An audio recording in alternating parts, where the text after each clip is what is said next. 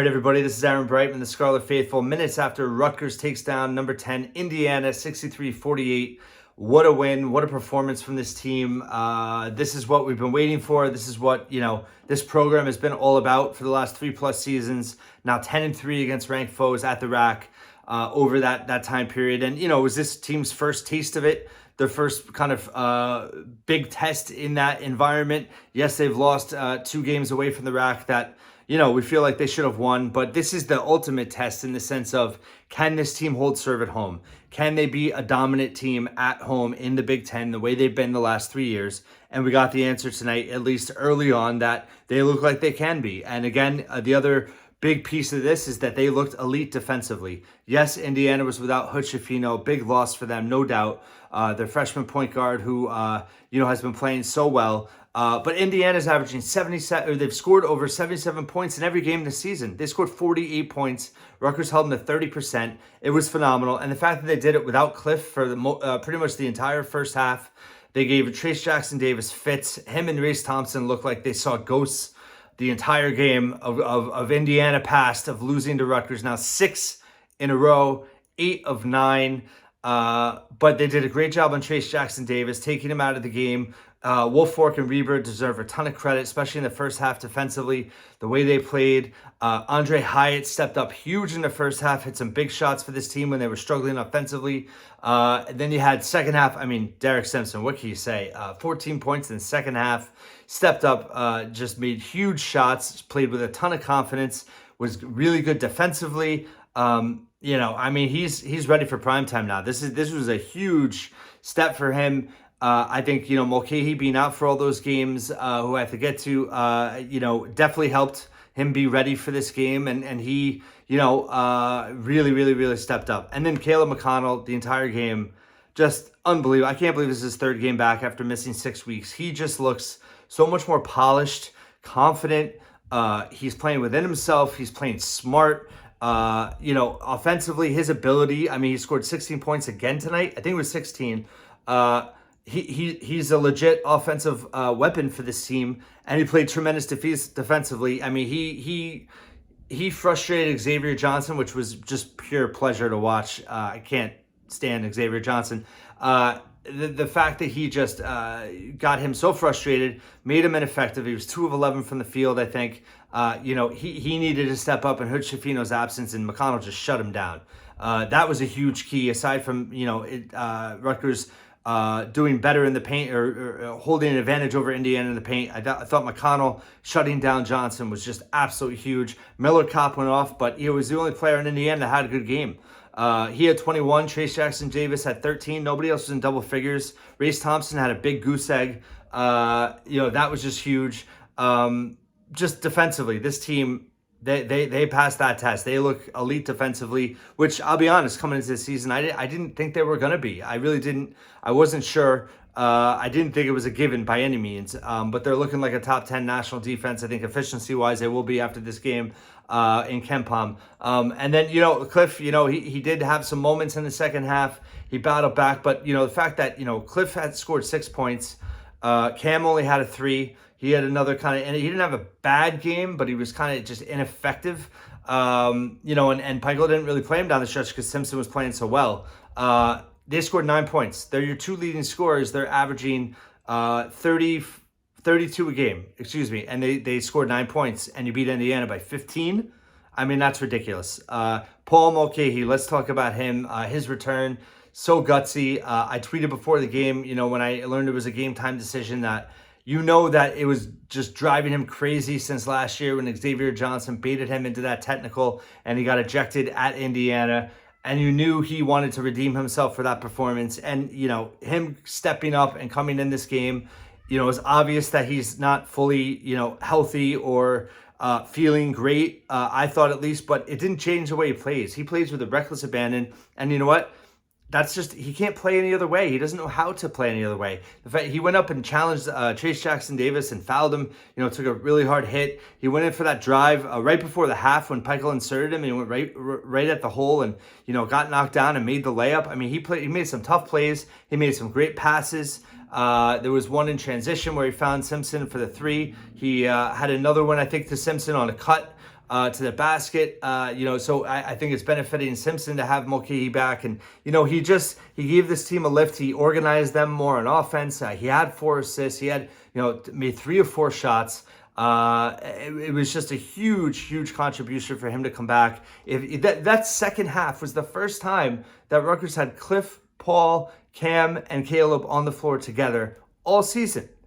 So I never understood people getting so down on this team after the 2 losses. Yes, those 2 losses hurt. Would have loved to have won those games, but we haven't seen what this team's capable of until those guys are on the court together. And we saw it tonight. And it wasn't even a full strength. Cliff had foul trouble. Cam didn't play great. Paul's not fully healthy. Caleb's just his 3rd game back. I mean, this team is still gelling. And the fact that they took it to Indiana the way they did, some programs just have it over others. It's just so satisfying to see them dominate Indiana like this. 6 in a row, 8 out of 9. I was at the Garden when it all started for the Big Ten tournament, if you remember. I remember sitting there under the basket in press row, and, Indiana fans were coming to a party. They were walking into a party. I never forget how just the environment, the vibe, the feel. I mean, Indiana fans were yucking it up. They just expected an easy game. Rutgers was down 24-8. I remember looking in the huddle, and, it was like, I thought it was, not looking good at all. I didn't think they were going to come back. And I just always go back to that game. That, to me, was a culture turning point at the Big Ten tournament, 2nd season for Pikiell. And they did it against Indiana. And I believe it was a culture turning point, too, because it's just led to utter dominance of Indiana ever since. 8 of 9 now, unbelievable streak.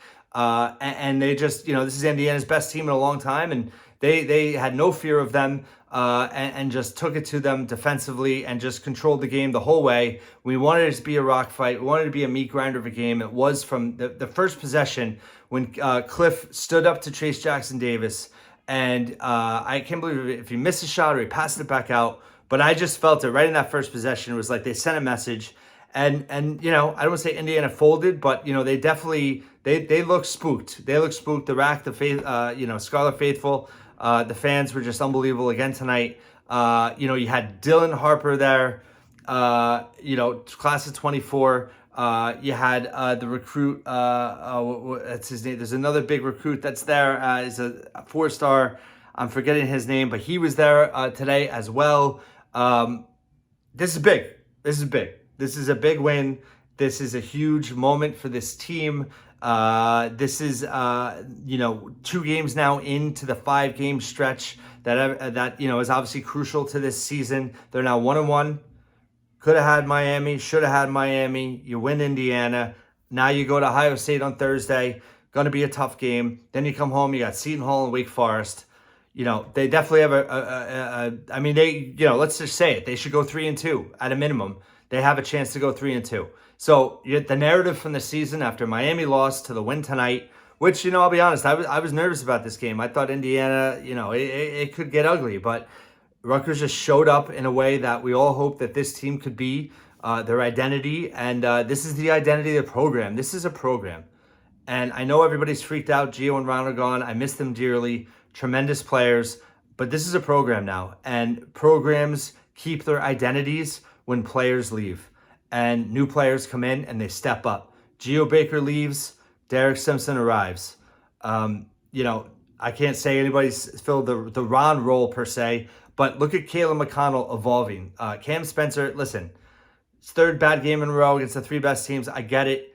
He's going to be a big part of this team. I just, listen, he did play good defensively, I thought, at times tonight. He did hit a big 3 when he hit it. He didn't, it wasn't Miami-esque, but I think it was more a product of just Derek Simpson taking over in the second half and him not getting any time. Mawot Mag, let's talk about him. I mean, people, seem to think that he isn't that valuable. I mean, he just did all the dirty work inside tonight. He had another 9-rebound game, 7 points. He had a couple really big plays at the post in a row at one point. I can't remember when, but when they were struggling to score, he stepped up big time. And he's just a tough player. And he fought for the ball. He got it. He was drawing with Indiana. He's a tough kid. This team is a tough team.